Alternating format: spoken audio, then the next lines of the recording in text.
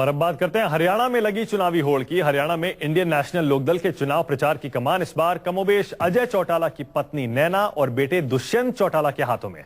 दोनों सुबह 6 बजे से रात 1 बजे तक प्रचार करते हैं। प्रचार के दौरान हमारे संवाददाता ने नैना और दुष्यंत दोनों से पार्टी की रणनीति, राजनीति और कूटनीति पर बातचीत की। नैना जी, आप देवीलाल जी के परिवार की पहली महिला सदस्य हैं जो इलेक्शन लड़ रही हैं। क्या हम ये भी उम्मीद कर सकते हैं कि बहुत जल्द हरियाणा को उसकी पहली महिला मुख्यमंत्री मिलेंगी? अरे नहीं, ये मुंगेरी लाल के हसीन सपने ना दिखाओ। महिला प्रत्याशी हूँ और जो जिम्मेवारी मुझे डवाली की दी गई है मैं वहीं तक सीमित हूँ। बाकी मुख्यमंत्री का सवाल है वो फर्स्ट और लास्ट चौधरी ओम प्रकाश जी चौटाला ही है।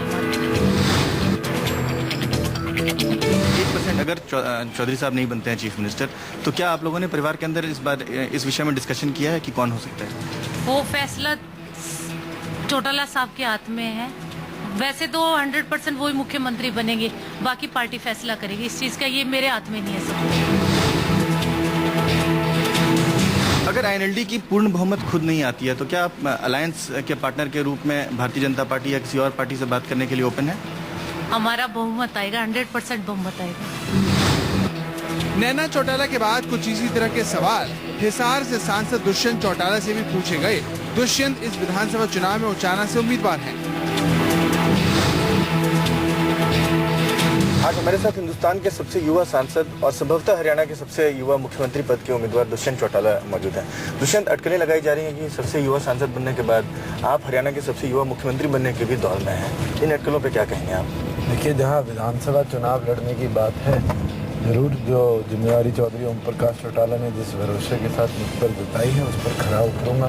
उस लड़ाई जीत कर चौधरी ओम प्रकाश चौटाला को उचाना की सीट देने का काम करूंगा। और जहां मुख्यमंत्री पद की बात आती है, हमारे मुख्यमंत्री चौधरी ओम प्रकाश चौटाला जी वो का रिसेंट जजमेंट था कन्विक्शन के ऊपर।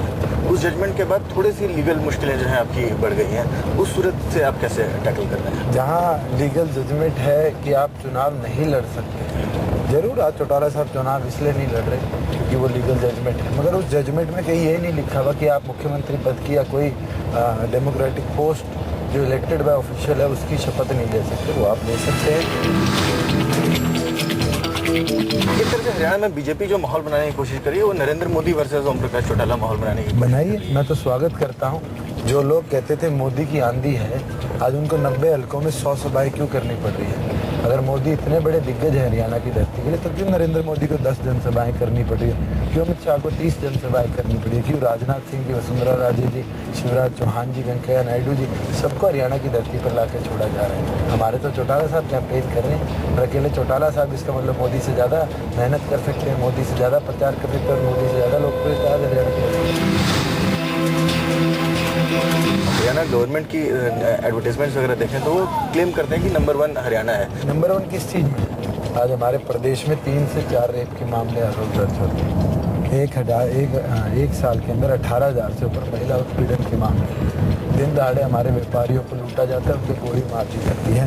अगर हम प्रदेश की बात करें तो आज लाखों की तादाद में युवा बेरोजगार बैठे, किसान के खेत को पानी नहीं मिलता और जब सूखे के कारण जब मुआवजा की बात आती है तो सरकार भद्दा मजाक करती है, 2 से 4 रुपए का मुआवजा देती है। 2 रुपए के चेक दिए गए हमारे किसानों को।